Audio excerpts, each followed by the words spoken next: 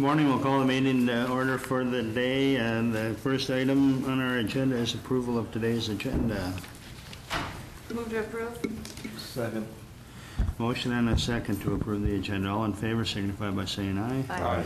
Opposed, same sign. Motion carries. Citizens to be heard. Seeing none. Approved payment of bills and vouchers. Move approval. Second. Motion and a second. All in favor signify by saying aye. Aye. Opposed, same sign. Motion carries. Okay. First item is the 2016 through 18 agreement between the University of Minnesota and Clay County for providing extension programs locally and employing extension staff. Ben, good morning. Good morning. Thanks for the time. Morning, Ben. Good morning. So our agreement that we've had in place for the past 3 years is done this year, end of this year. So we have a new 3-year agreement proposed through 2016 through 2018.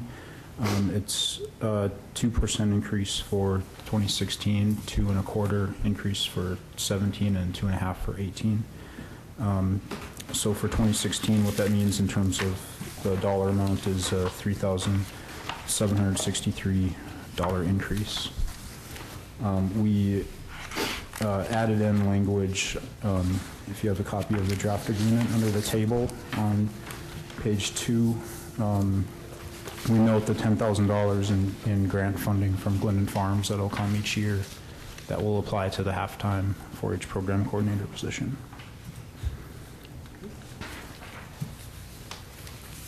Okay. Questions for Ben? I guess I have one question, Ben. Recently, Frank and I were on the extension committee and were able to partake in the interview process for the new position. And while I appreciate being on that, my one maybe concern is that if we're providing funding for this position, I think the county should have at least a partial say in how a job or how a client is picked. I think, you know, we go through that process and give pluses and minuses on a candidate, and I think that's valid, but I at least think we should give some sort of recommendation on that. Okay. That's good feedback. Thank you. And I guess I haven't been on the extension committee for quite a while, but I would agree with what Jenny has said, that I think, you know, we're paying pretty much the full ride here for those people, and we should be, you know, when you have 2 of our commissioners on the interview panel, I would hope that they would have an opportunity to make a recommendation as to who is being hired. So hopefully you can take that back to the university. I can. I know they're looking at the process of hiring right now and making some changes to that, so I'll pass it along for them to consider. Mr. Chair, looking at the agreement on page 2, number 5, it talks about as vacancies occur, university will hire new personnel with involvement and concurrence of the Clay County Extension Committee. So that seems to indicate that they would have to have the committee's approval. We could certainly ask them to put in the word recommendation as well, since this is a draft, if that would solve the concerns. But concurrence seems pretty strong. Like they couldn't hire over and above our... But there was no... right. Yeah, it seems after the interviews, we have no say anymore, you know, I mean, it just goes on up higher or whatever, and they make a selection, or you make I don't know who makes the final selection, but after we get done with the interviews, no matter who's picked, we have no more choice. I mean, it's done, you know. In this situation, she's already working, you know, so it's just... Who does make the final choice? The supervising educator makes a recommendation to Brenda Schaefer, who's the program leader in the hiring authority. If all goes well through the process, the recommendation that is made is definitely in line with kind of the feedback that we get from the search committee, and that's in all the hirings that I've been involved with, that's always been the case. We haven't had any issues, but I understand the point, though, of making a greater recommendation. And I think it's maybe twofold. The search committee makes a recommendation, but oftentimes those aren't the people that are financially backing the piece. And so I think you should take their recommendation into account as well. But I think as commissioners, we feel like there should be an additional say. And I should preface that by saying the person that you hired is fantastic and did a great job, but in the future, I see there may be a conflict. Sure. Mr. Chair, I move to approve the request. I would second it, but I'd like to add, if it would be okay, Jenny, you just got this morning, Yes. and I guess I'd like to have her to have more time to review it, just to make sure, and it's subject to our attorneys approving it, if that's okay We with could you. pass a motion subject to that. Is that okay with you in your motion? Okay. Okay, we have a motion and a second. Any further discussion? Hearing none, all in favor signify by saying aye. Aye. Opposed, same sign, motion carries. Thanks a lot. Ben. Thanks, Ben. Thanks, Ben. Okay, it looks like our person's not here yet on item number 3. And wait a little bit. We're about 10 minutes early, so why don't we do our committee reports? Wayne, you ready? Thank you, Mr. Chair. On Tuesday, August 18th, Local Advisory Council for Adult Mental Health, general business, agency reports from Clay County Social Services, Lakeland Mental Health, and Place for Hope, which was formerly called the Social Connection. We had a presentation by a pharmaceutical group called Farm Blue, PHARM. It is quite sophisticated and is presently being used by Lakeland. More information will be forthcoming on this. Then we broke up into small groups to work on the 2016 work plan.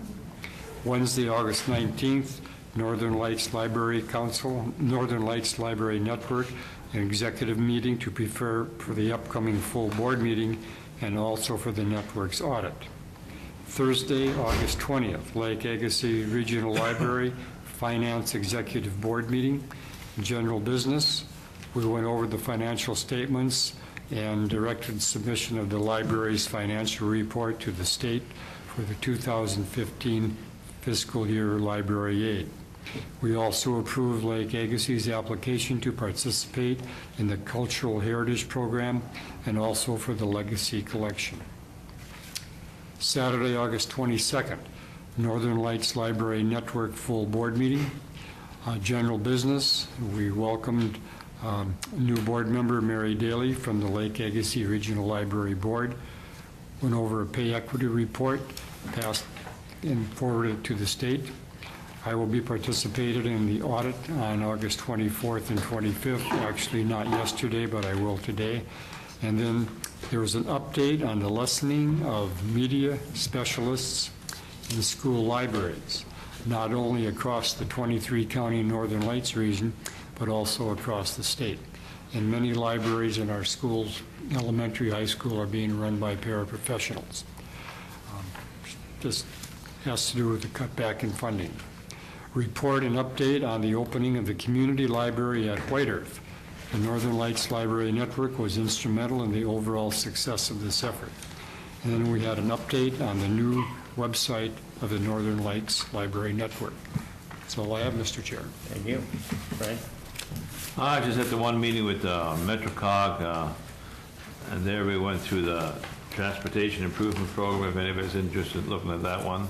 It's for the next 3 years, what the plans are for the transportation, and also we went through the Unified Planning Work Program, which is also a 2-year deal, so pretty much what we covered, plus we went over the budget, which is still pretty right on. That's it. Thank you. Jenny? I had the Planning Commission this week. We just had one item that we talked about, a couple amendments to the wording in the land development ordinance, nothing too big, just some fine tuning. I had Historical Society last week where we are working on the German Culture Days coming up and clarifying some employment language and some job positions. I had the MetroCog meeting as well. And the only thing I'll have to add is that Clay County is up now for the comprehensive study next year, and it's been since 2002 since we've done that. And then I also had Lakeland Mental Health, where the committee decided that they are going to hire a firm to search for the new executive director. And it was at the Moorhead office, so it was good to listen to the Moorhead directors. Everything's going really well there. They're very, very busy, and actually probably could expand a little bit if they could find the area to do so. Thank you. Mr. Chair, is Claire Prouty retiring? Yes, next year. Summer. Next year, thank you. Kevin? I just had one meeting last week, and that was the exit interview from the state auditor's office on our county audit, and in my ears here, I think this was probably the cleanest and best report that we've gotten in my time here, and they had very high praise for our staff and what they accomplished. There's the usual typical small write-up issues that happen, and it has to do with, mostly these smaller departments where they might have, petty cash funds that it's hard to have one person receive it and another person administer it. It just isn't cost effective, but they still have to inform you that it's happening, which we're aware of. But I want to thank Lori, and Lori even gave a special thanks to Stacy. Those two really did a remarkable job. So it was a very good report. I also had that meeting last week. It was an excellent report, and congratulations to Lori and her staff on that. I had an MRCC meeting, and that was transportation committee that I'm on, and we're starting to deal with the upcoming year, how we're going to get transportation funding for rural Minnesota, so which looks like it'll be a challenge. So, and that was it for me. Brian, you want to give your update? Certainly. Mr. Chair, thank you. I did have contact with the Senate side of the state legislature, referenced the bonding committee that will be coming around, and they're going to be here September 29th. And I know Kirk has been contacted as well in regards to solid waste, but the JLA are blocking off an hour for that, starting at 6 o'clock on the 29th, for a tour of the jail and then some discussion of it. So anyway, maybe you want to jot that down, and we'll publicize that so that all commissioners can certainly be there, and encourage you to do so. Brian, could you, so they're going to tour the jail, and where would we hold the briefing on it at? Do we have those details yet? No, I don't. No. We'll have to put that together. And what time did you say that was? 6 p.m. on the 29th. Thank you. Brian, will they have a solid waste tour before that? No, they will not. They do not have time for that, so it'll be just an update, probably. So everything will start at 6? Yeah, I believe so. Okay. I'm not exactly sure of the time when they'll be over at they're going to be over at the University of Minnesota, Moorhead. And that's when I think Kurt will give them a few minutes of briefing on that. So, then I had a diversion advisory meeting, and quite a bit of discussion about the PPP, and that's the public-private partnership. In fact, they're putting together kind of a briefing paper on it, and they're also offering that governing boards may want to hear an update in regards to that. So if you would like to hear more detail on what they have planned for a public-private partnership, we could certainly schedule something for this board to have a presentation on it. I think that'd be good. Okay. We'll certainly plan on that. State auditor exit interview has already been covered. I had a central administration management meeting last Thursday. We had a assessors land management committee. The assessor, it rotates, but Nancy is chairing that committee currently, And what they do is they get together with the city and discuss issues of how the information flows from the city to the county and their how they handle the assessing and any concerns that they have. And it's really a good open meeting. It's really valuable.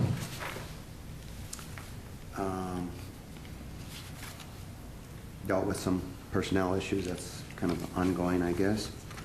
We had I think, a real successful week. Some things really came together on some of the home buyouts, and hopefully I updated you on that. And we'll have a couple more this week, so it's really, really going well. It's taking a lot of time, I'll have to say, because some of these, they have many questions, and we go back and forth quite a while before we finalize a deal on it. So yesterday afternoon, we had a demolition meeting out on the Volk property, south of town. They're going to get started on that very soon. Of course, Lori and I did some more work on budget work, and I'll update you on that today. And there's still hopefully a lot more work to be done. And then we had a little information exchange with our financial advisor, Ellers, and hopefully we're going to set up a meeting next Tuesday to meet with them in regards to the jail financing. So if we're starting to purchase properties, we got to make sure, as Commissioner Campbell has stressed many, many times, that we have everything in order so that the proceeds of the bond can cover what we want it to cover. So we're going to just get an update on that and make sure everything is in order. So with that, that's my report, Mr. Chairman. Thank you. Next item is request to repurchase tax forfeit property. Mr. Beck and Mr. Fallbeck, come on up. Nancy, you want to come up too? Or no, you don't? Okay. Okay. Morning. Good morning. You can sit up here if you'd like. So. Oh, yeah, sure.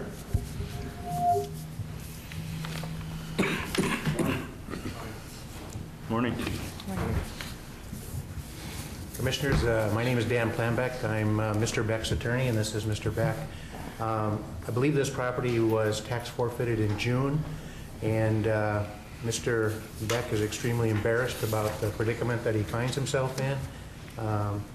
You know, he regrets that he didn't take care of this obligation, get these taxes taken care of. But the good news is he's prepared to take care of those taxes and all amounts that are due as soon as the county board adopts a resolution that allows him to repurchase the property. This is his home. He's been living there since 1993, and he lives there alone. And it is a home that needs some work. There's no question about that. But it is his home, and he has plans to improve the home, and he wants to go forward with that. If you got any questions, I'd be happy to try and answer them, or if you have any questions for Mr. Beck. Thank you. Any questions for these gentlemen? I have some additional comments to add to that, please. When this forfeited, some time had passed, and I believe we were kind of allowing some time for the vacation of the property. When that wasn't done, as Ms. Kronalka says in her memo to the board, we did initiate an eviction proceeding in the district court. And the hearing was to occur yesterday. However, Mr. Planbeck contacted me last week and asked if we could continue that hearing pending this request today to the county board. So if the board finds it appropriate, we will just dismiss that eviction action. And then another update, since the memo was put together, just yesterday the city of Sabin, through attorney Zenas Bear, filed for purchase of the property under the section of the statute that deals with blighted conditions. So their contention is that the property is blighted and would better be suited for purchase by the city of Sabin, and then whatever they deem necessary to repair and fix the property. That would be at a less than market value price for them to acquire the property. That's their request.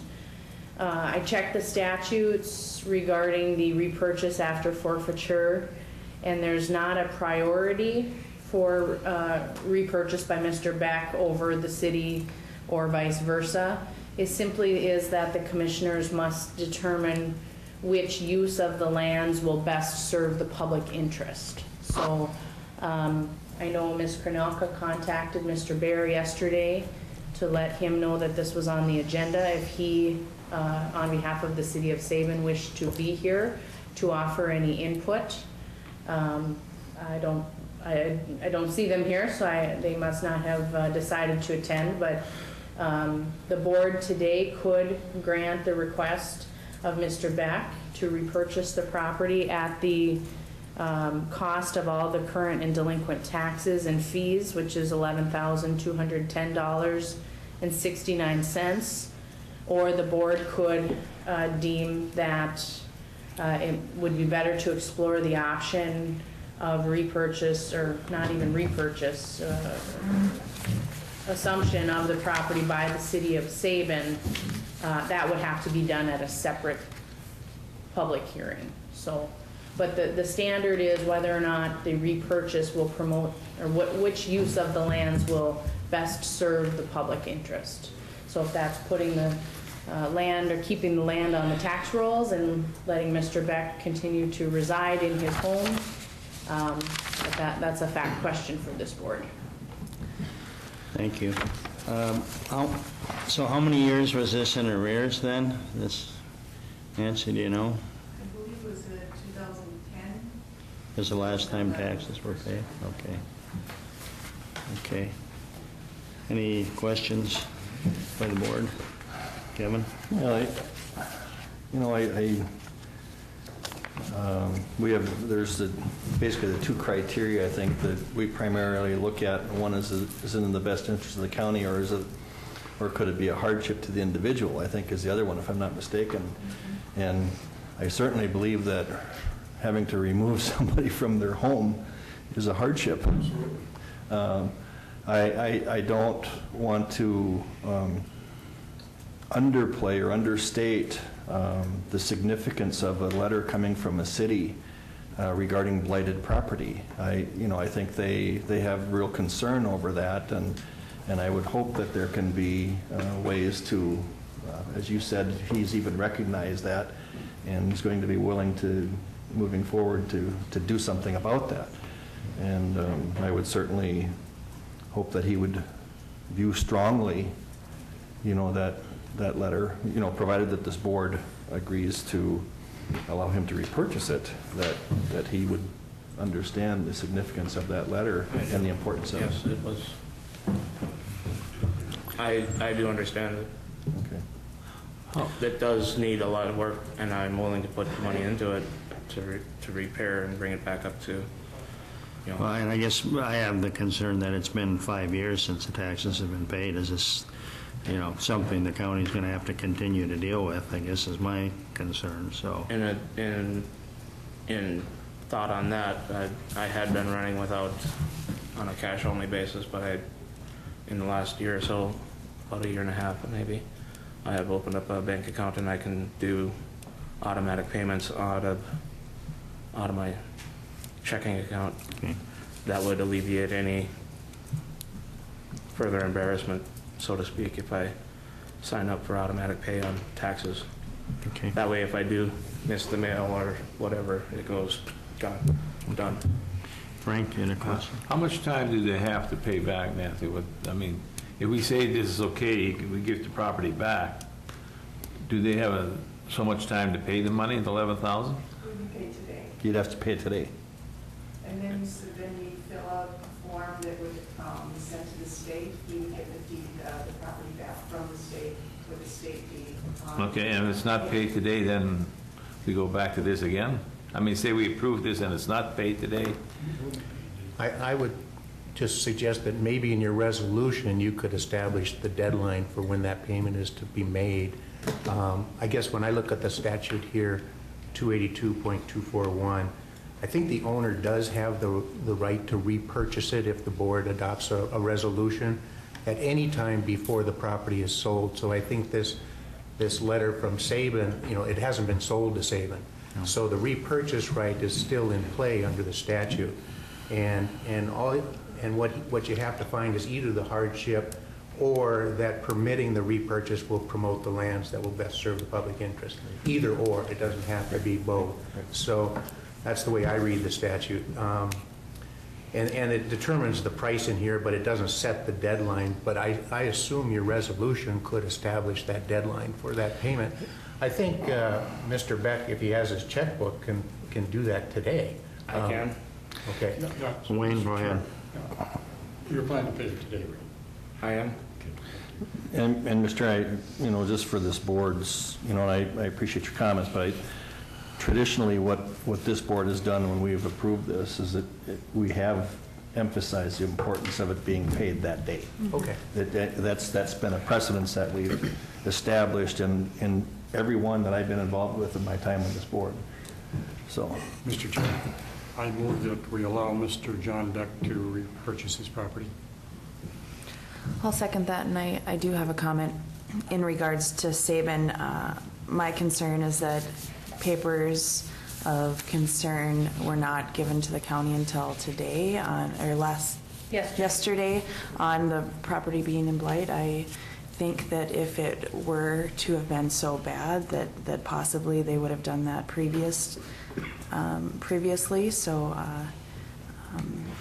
I trust that you will take care of your property, and I understand it's an embarrassment, and I hope that you can move forward. I would just like clarification. I'd like clarification. I'm assuming that you, This is the one that I'm looking. I'm assuming that your motion would include that it is in the best interest of the county, and that I think both apply in this case, and it would be a hardship. Either one, both. Okay. Yes. Okay. Okay, we have a motion and a second. Any further discussion? I mean, then it's understood that it has to be paid today.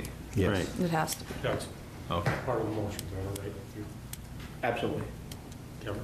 Yes. Okay, we have a motion and a second. All in favor signify by saying aye. Aye. Opposed, same sign. Motion carries. Thank There you. you have it. All right. Hopefully you can get the You can, property in order so go down you with don't have any Nancy more and issues with get it taken Saban care too. I will So get it it sounds like that was their concern As is, quickly as I can. Very good. I've been rushing through stuff. I just needed your permission to dive into removing trees and fixing the property, and I do appreciate it. All right, very good. thank you. And I'm terribly, terribly sorry that Thank you, I have to come to That's to okay. you. Just Have a good day. for this. Thank you. Thank you. Okay. Public Health, Kathy.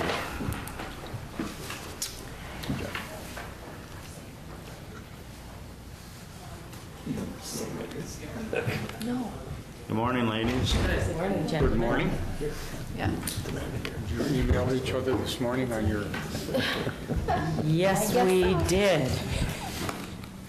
I have two requests for staffing. The first one is we have a vacant 1.0 FTE, a full-time detox technician position, and I am requesting to replace that position with the same 1.0 FTE detox technician. Questions for Kathy on this? Was there resignation or retirement or just a vacancy? Yeah, the person didn't meet the requirements to continue, so we're going to fill Okay. that position. In that, we may have some savings hiring someone with less years of experience, so we may experience some savings when we hire some. Thank you. How many detox positions are we currently advertising for? Well, we have the lead RN full-time position that is still open, Right. and we have this position, and then we have a couple of variable hour. And I know maybe I've asked you this before, is the problem that we're not finding qualified candidates, or that the market is swamped, or? As I've talked about before with RNs, it's certainly a decline in the number of RNs for the opportunities or job openings, in this area particularly, the medical systems are also experiencing a hardship in recruiting and retaining the RNs. In detox, we don't have and haven't really ever had a flood of applicants. It's not an area that you see a lot of interest in. And we have LPNs that are also at a premium, it seems, so it's hard to fill those. And the technicians, that's variable. Sometimes we have a number of applicants for the technician positions, and sometimes we do not. Technicians seem to be a little bit easier to recruit, but they also come and go, because oftentimes they're taking a job when they have schooling or other Right. things, and then they move on. Usually they're in a criminal justice Right. program, and then they want to move on to something in more of their field.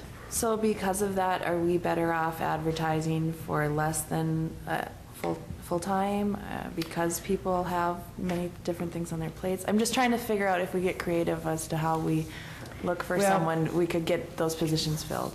We have attempted that in the past with more variable hour, but it's really tough to get variable hour people to commit to open shifts, because they're usually going to school, they oftentimes have other jobs or both.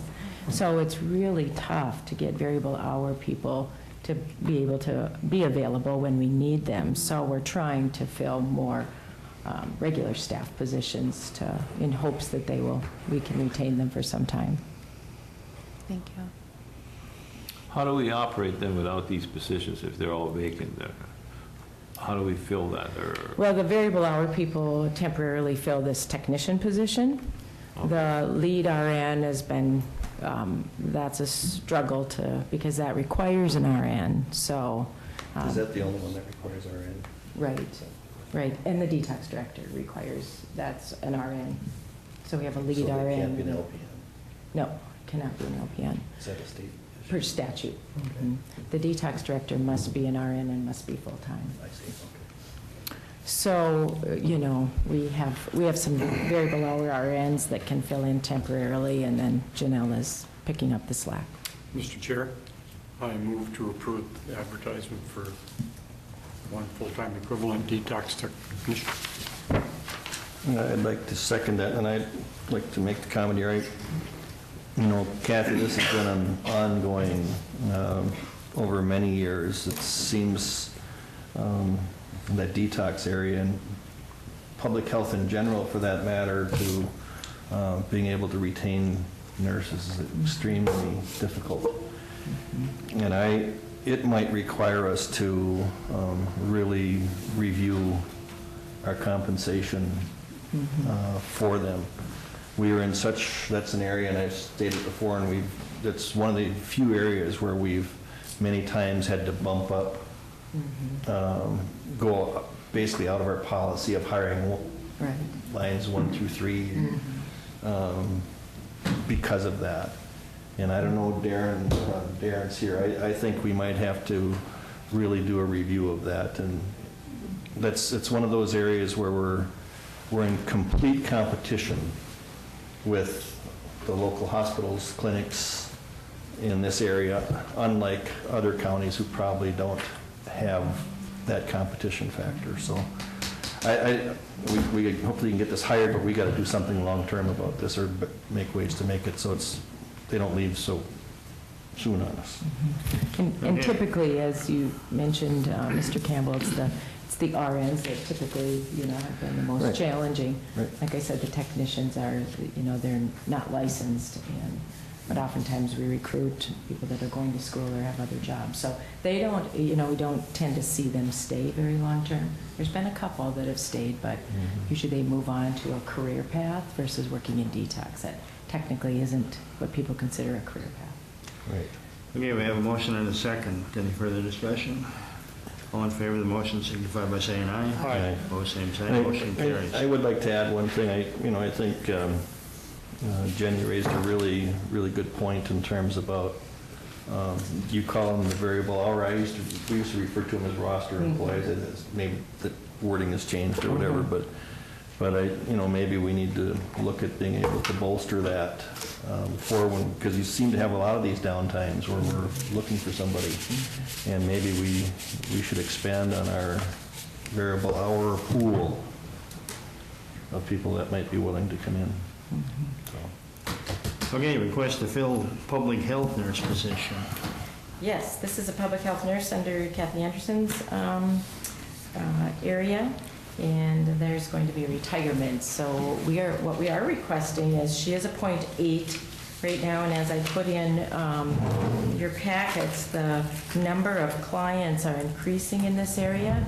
The other thing about this particular area is we do have reimbursement, and this is an area that the reimbursement usually covers all the costs, including their salary, benefits, and all the overhead. We have 2 health plans. One reimburses at 15-minute increments when they're working on those particular clients. The other health plan, there's a payment per member per month.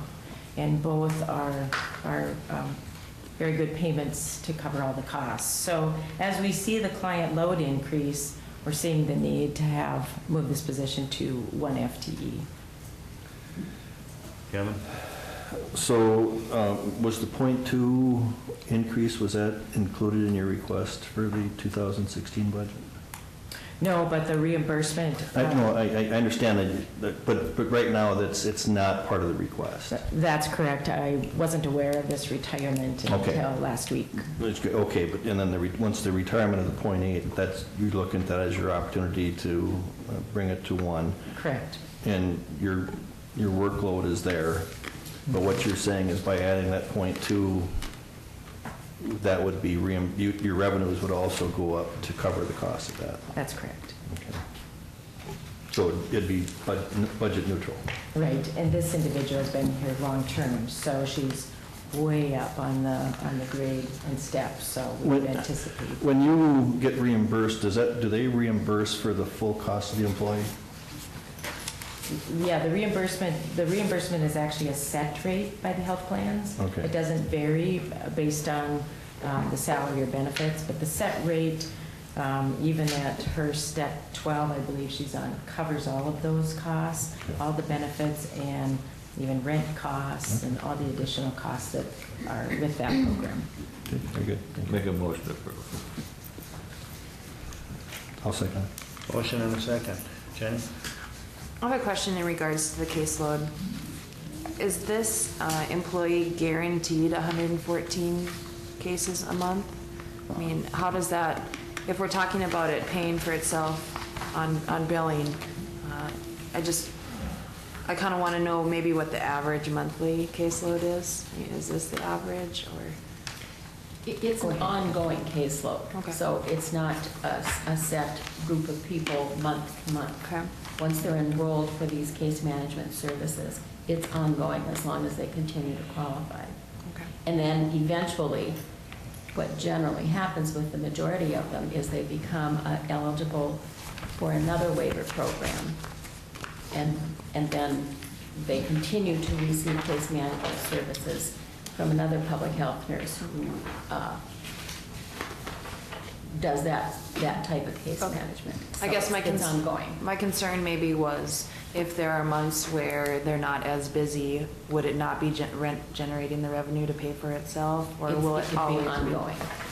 Yeah, it doesn't ebb and flow in this area. And maybe you can talk a little bit about just that community health program. Yeah, it's specifically for people over the age of 65 that are income eligible for medical assistance and choose to enroll in the one of the 2 health plans that we have here in Clay County, Secure Blue or Medica. They enroll into a program called MSHO, or Minnesota Senior Health Options. And the effort then is to provide them this case management service in their home as long as they don't reach a point where they're requiring a greater amount of services, which would make them eligible for the elderly waiver program. So it's again an attempt to keep people independent in their own surroundings, the surroundings they choose to be in, for as long as possible. And we see our population in the trends. I mean, we are going to see the continued seniors Mhm. and older population in this area, so. Thank you. Okay, we have a motion and a second. All in favor of the motion signify by saying aye. Aye. Opposed, same sign. Motion carries. Thank you, ladies. Thank you. Mr. Chair, Brian. before Kathy and Kathy leave, your observations on detox are very, very good. That is a challenge. You run a 24-hour operation, and it's, the clientele is, sometimes are very challenging.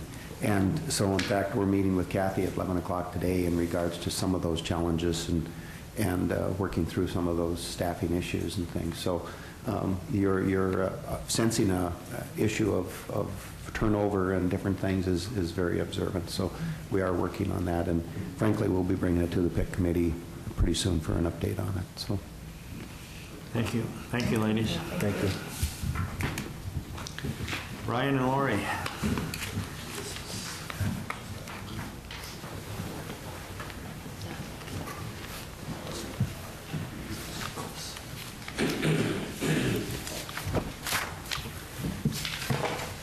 Morning. Morning. Morning, First Lady.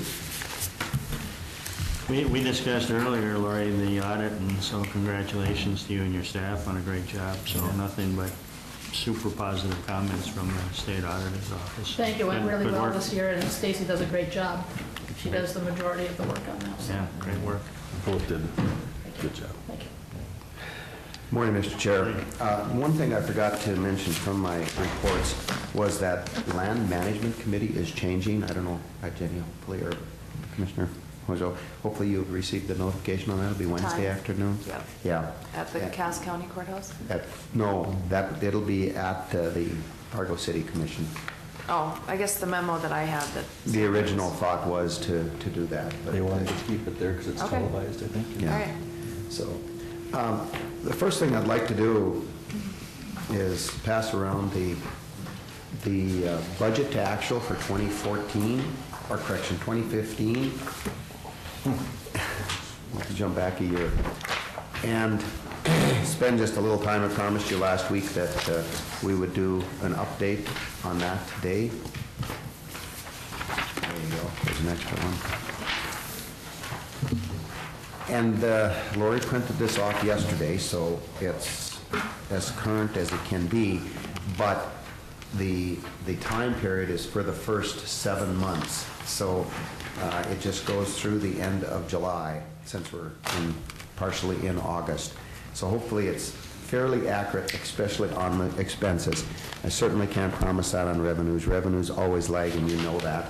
But what we can monitor, and monitor fairly aggressively, is the expenses. So we're at 7/12 of the year, and that's about 58%. If you notice my scratching up on top, it's about 58% of the year. So that percentage of the budget column should be in that 58% area, give or take 1 or 2%, realizing that some fees are paid for the entire, I know we had that question last time with information services. The software package, Mark has to pay that at the beginning of the year, and it was, I think, in excess of $100,000. So that cuts into their budget, and then it evens off by the time the year goes by. And then if you see some extraordinary percentages, it might be because it was offset with a grant or revenue, which is over on the left side. And really, I guess we could go through each one of these, but I don't think that's necessary. You can, as you follow along down there and you look for the higher percentages, that's kind of a telltale sign of what you're looking for, of over expenditures, and it just seems like everything is really quite good and in line with expenditures. So that's a good thing. That's a real good thing, and it's also a guide for the next budgeting cycle that we're running about right on par or a little less. So, Mr. Chair? Lori, is there, I know typically some of our revenues lag behind, but are there any major expenses that we might say only pay on a semi-annual basis that wouldn't be showing up here, or would be showing less than because we haven't made a second payment yet? Typically not. Our insurances we pay once a year, And some of the outside agencies, we pay quarterly, but things should be pretty close to right on. In the revenues, of course, we don't receive our aids. Right. And so those aren't showing in here. And so, some of those revenues look a little lower because those tax revenues, if you will, aren't showing. From what you're seeing, do you anticipate that what we budgeted for revenues in 2015 will be there? I believe so, yes. Yeah. And so we, so right now we're trending about 5% lower than what we're anticipated in expenditures for the 7-month period. Correct. Well, that's nice. I think that's pretty common. Yeah. It's typical for this time of the year, and then just Right. keep in mind there are some payables possibly. We do pay weekly, so those are fewer and fewer because we do pay so often. Right. But salaries payable, so there could be a week lag. Okay, so that could change that a Right. percent or two. Right. Yeah. Okay, good. No other questions? We'll move on from that. Like I said, we try to keep a pretty close tab on that, and it's nice to give you an update on that every once in a while. Then the next thing we'll go into is the budget update here, and that's for 2016. Let that get passed around.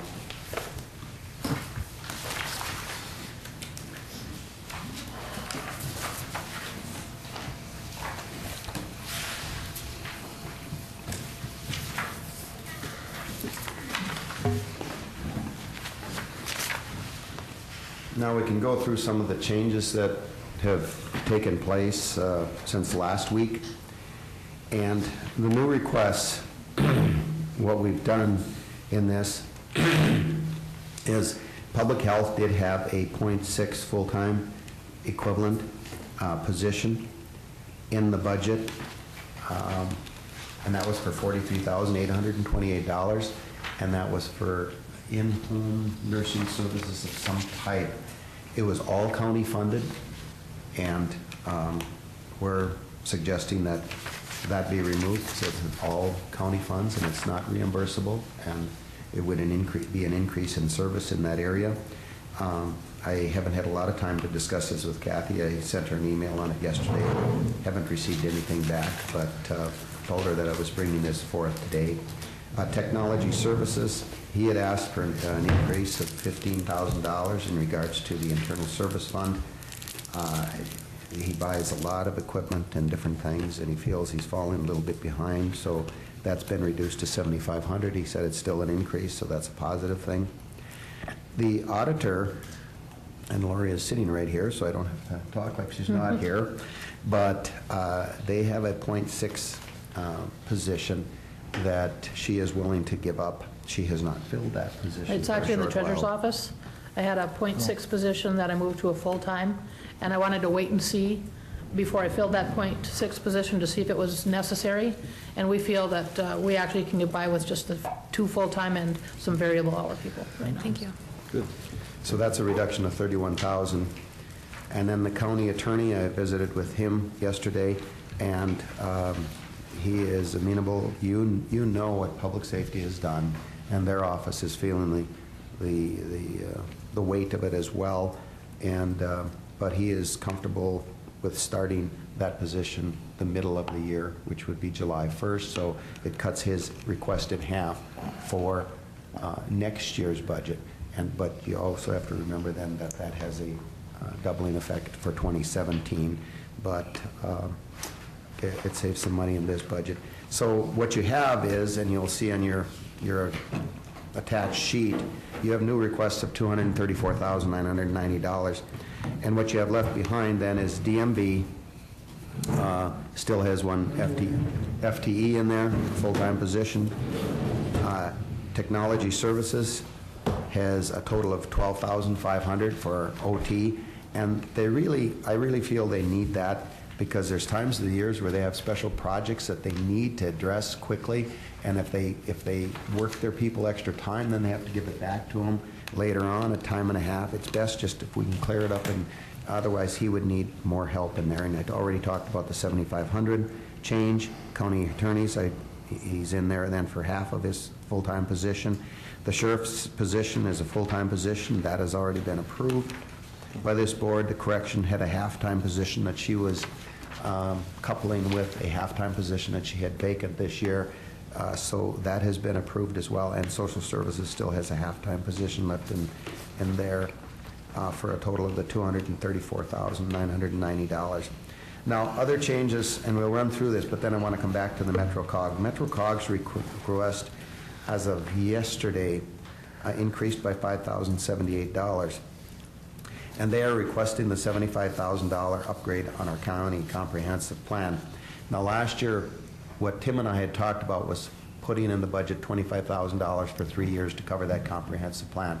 Last year, we were in a similar situation with the budget, and we decided that the comprehensive plan needed to go forward, but you would take it out of reserves when time to upgrade that, because again, as I think Commissioner Mojo said earlier, it hasn't been updated since 2002. It needs to be updated. MetroCog can get about 50% funding, so it is about a $150,000 project, and it would be 50%. But if you approve it this year, though, that means that you're approving the comprehensive plan to go ahead in 2016, and we will have to pay that money in 2016. So I just want to bring that to your attention, that if you approve that, you're going to have that expenditure next year. Well, I agree that, you know, the plan is that old, it needs to be redone. But when you take a look at if the last plan was in 2002 and it's 2015 now, you know, is that a normal cycle on a comprehensive plan for redoing it? Well, Mr. Chair and Mr. Campbell, I'm listening to Tim. I think it's long overdue. I think the cycle is. Well, the point being, though, it's an expense that we invest in that lasts more than a year. Yeah. You know, so typically, I think, you know, when we're trying to keep a budget down and we have the reserves available, that's something that, you know, maybe we should put a line item in similar to how we deal with elections, where you budget every year for a little. You budget a little every year and you build that fund up, Mm-hmm. and then, you know, when you go to do it, it's there, as opposed to taking $75,000 out of a one-year budget. Mm-hmm. That's a chunk. That's Yeah, hard to do. Mm-hmm. You know, on something that's an investment over a long period of time. And I do think it's important, it's not just paying $75,000 for the sake of doing another study. I think this is a pretty crucial study, comprehensive plan that could really benefit Clay County as we grow and move forward. Mm-hmm. What I'm hearing, Mr. Chair, is that yes, this should probably stay in as an obligation for 2016. We'll pay it out of reserves, but we should probably ask Tim to start budgeting $5,000 to $10,000 a year for this comprehensive plan. Right. And it can grow that way. Right. So, yeah, good suggestion. And I'll get to the increase of $5,078 a little bit in a minute here, but also we reduced, if you remember right, when Rhonda was in, she had increased her out-of-home placements by $150,000. That is probably spot on, that is very accurate, but it is a best guess for next year. That's it isn't a real big increase, but it's quite a large increase. The percentage isn't so big. So we are suggesting that possibly that, at least for budgeting purposes, be reduced $50,000 for next year. And I promised Rhonda that I would tell you folks that that is an accurate number that she is basing it on. I think that line item is nearing $2 million now. So our out-of-home placements, it's really going wild. But so $150,000 increase was quite a bit in 1 year, and we're recommending. Now, she's not going to not place kids because you don't have the $50,000 in there. You're taking a risk and relying on your reserves, which are pretty healthy in social services. So that's the idea there. And the same basically the same argument is for the jail reduction of out-of-county boarding. Julie had asked for an increase of $200,000 in out-of-county boarding. That is a huge percentage because your budget was around $500,000 for out-of-county budgeting. And her count is up in 2015. It may go down a little in 2016. We're not sure. Or it may increase more. But What makes you think that? It seems it's higher every day. it is higher every day. But I guess what we're doing is basing it on probably a 3-year increase versus a 1-year increase, a spike. You're going to pay it if you have that out-of-home placements. But maybe a $150,000 increase rather than a $200,000 increase is what we were thinking. I mean, it's certainly up to you folks. That's Your roll of the dice is, one way or another it has to be paid. So, anyway, that's what we have contained in the summary update today. We did not make many small adjustments to it. I know there's some that have seen a pretty substantial increase, and I can pick on one, and that is the Fargo-Moorhead, not convention business, but the Economic Development Commission went from 87.5 to 100,000. That's a pretty high percentage. You may want to look at some modification on that, or you may not. But we will hopefully go through and bring up some that have higher percentage increases for this year for your consideration next term around. Frankly, we didn't make time. I was going to say we didn't have time.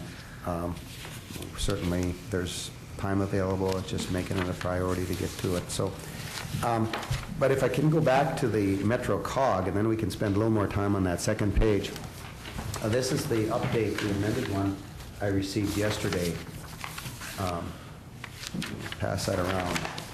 And I think we have 2 people on Metro COG here, or just one? Is it just you, Commissioner? Both of you. So, Sorry. the amended budget increase that I received yesterday added 2 additional programs, and they're highlighted on the second page.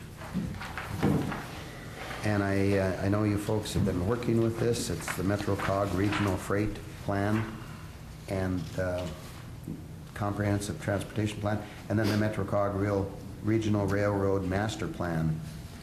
I guess I don't know a great deal about those, so that we'd have to rely on your folks' expertise and involvement in there. Like I said, this is a recent increase. If you support that increase or not, it sounds like you certainly support the comprehensive plan, and the only adjustment now, or the increase, was the $5,000 on those 2 programs. So, I may comment on that quick, and Commissioner Gross can kind of correct me. From what I observed after the meeting last week, the discussion between all of the entities, Fargo, Moorhead, West Fargo, Warrensville, all of us decided, because there are such an enormous amount of trains that are carrying volatile liquid, it is important to kind of study how everything moves throughout our area, especially if Moorhead's looking at some dollars for a grade separation project. We just felt that it was important to kind of critically look at how everything was working within the cities. Yeah. Agree? Yeah. okay. Good. Okay.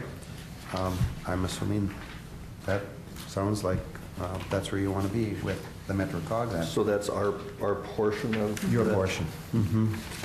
And that follows, Population-based. that's that percentage basis? That percentage, you're right, I think they're looking at it a little bit because West Fargo is growing quite a bit, so they're looking at that percentage possibly changing a little bit. And have all partners agreed? Yeah. That we know of too? Everyone at the table agreed. Good, all right, thanks. And I think that's more for information's sake, so that, same with that comprehensive plan, so that we know where you folks want to go, and that there's a sudden increase, or a recent increase in that, so just to keep everybody informed as to what's going on in that. So then, if you do want to go back to that summary of the 2016 tax levy by fund, you'll see that there's some adjustments that have been made on there. You're now sitting at a spread levy of 7.27. The new construction is, I think I may have reported to you that that was 1.4. 1.4 was last year, so I apologize if you had that 1.4 stuck in your head. It's 1.86 new growth, which is pretty darn good for new growth in the county when you think of it. A couple of years ago, it was around that 1%, so to almost double, that's pretty good. So you see what the net levy is around 5.4%. Now, we will continue to, and I know I'm assuming you'll want us to, at least that's what's been the instruction every other year, is to continue to work through this and make it as accurate as possible and lean out some increases if we can do that and make this recommendation, or at least bring it to you for information's sake so that you can do with it what you want. If you are, last year you did take, well, I shouldn't say you took, you counted on $400,000 worth of reserves to bring that. We took that levy revenues down. over expenditures from the year before, is what we did. In essence is what we did. In essence, yes. And we could do it again. And you can do it again. And if, Lori and I played around with figures a little bit yesterday, and if you use about, 600 of those reserves, or what we're talking about, it does bring it down to a 4.97 levy increase, and then with your growth, you're down at about a 3.11. I don't know if that interests you, it just throwing I'm out liking some that options. way better. Is that 600,000 based on revenues over expenditures from the year prior? From years prior. Maybe that's a safer statement. Last year was a very good year for us. We accumulated some, but payments were made after that. And looking at the, and that's a decision that we wouldn't have to do until December, right? Right. But the point being is, when I see, and in most instances, our expenses, because we do pay weekly, we're pretty up to date on all of our expenditures. And when you see that if we were fully budgeting, we'd be trending towards the 58, and we're trending towards 53. That 5% is significant. And I can't imagine that we're not going to see some revenues over expenditures, and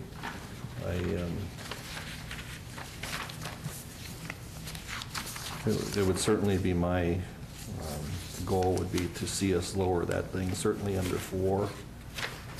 I think Frank at one time had said, let's set a target of, I think you'd said 4, so let's try to get to that or slightly below that. And I think, and I still think that we're not going to be eliminating any services that the people of Clay County are expecting of us. So, but it's going in the right direction. I think if we wait a couple weeks, the first report we got was just 10.66, and today's were 5.41. I think if we give them a couple more weeks, and we'll be down there. In a month, they'll be getting a refund. That's going to be pretty. No, I appreciate what you're doing here, but good.